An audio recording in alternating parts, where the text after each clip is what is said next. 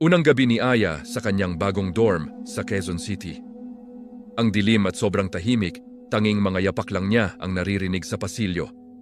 Sabi ng caretaker, puno ang mga unit, pero bakit parang walang ibang tao rito? Pag may kumatok sa gabi, huwag na huwag mong sasagutin. Babala ng matandang bantay habang seryosong nakatitig kay Aya.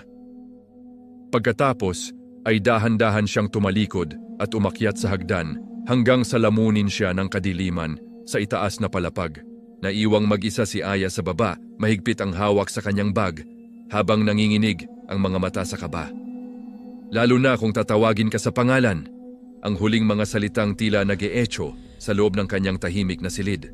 Dahan-dahan siyang lumapit sa pinto at tumingin sa peephole. Hindi alam kung ano ang naghihintay. Eksaktong 2:00 ng madaling araw. Tahimik ang paligid at mahimbing ang tulog ng lahat. Ngunit isang kakaibang tunog ang biglang bumasag sa katahimikan ni Aya. Tok! Tok! Isang mahinang katok mula sa madilim na pinto. Sa gitna ng gabing tahimik, biglang nagising si Aya mula sa kanyang pagkakahimbing. Ang bawat sandali ay puno ng tensyon at isang nakakabinging katahimikan ang bumabalot sa paligid. Tok! Tok! Isang misteryong katok ang muling umalingaw-ngaw sa kanyang pinto. Isang malamig na tinig ang biglang bumulong sa dilim.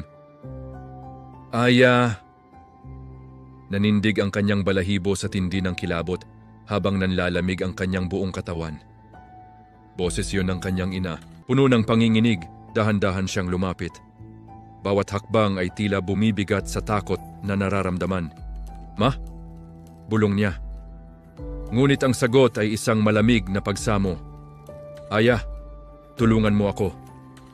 Bigla siyang napatigil.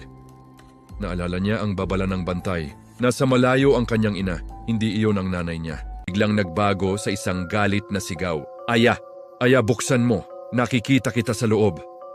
Ang boses ay puno ng pait at pananakot. Hindi ito ang kanyang ina.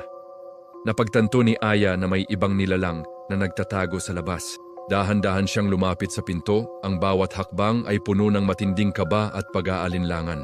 Inilapit niya ang kanyang mata sa peephole, pilit na tinitingnan ang kadiliman sa labas ng kanyang silid.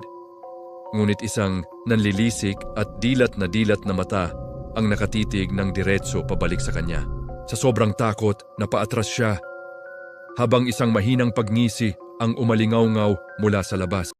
Unti-unting gumalaw ang doorknob, pero nakalock. Umikot ito ng umikot, nanginginig. Pwede na kitang gayahin. Napatingin siya sa salamin sa gilid ng kwarto at doon may nakatayo na sa likod niya. Siya, pero hindi gumagalaw. Habang nakangiti at sabay nitong ibinuka ang bibig, kasabay ng pag-ikot ng doorknob sa likod niya. Click! Kinabukasan, may bagong estudyanteng dumating sa dorm. Pagpasok niya sa kwarto ni Aya, napansin niyang may maliit na sulat sa pinto, nakasulat gamit ang kuko. Huwag mong sagutin. At habang binabasa niya yon, may kumatok.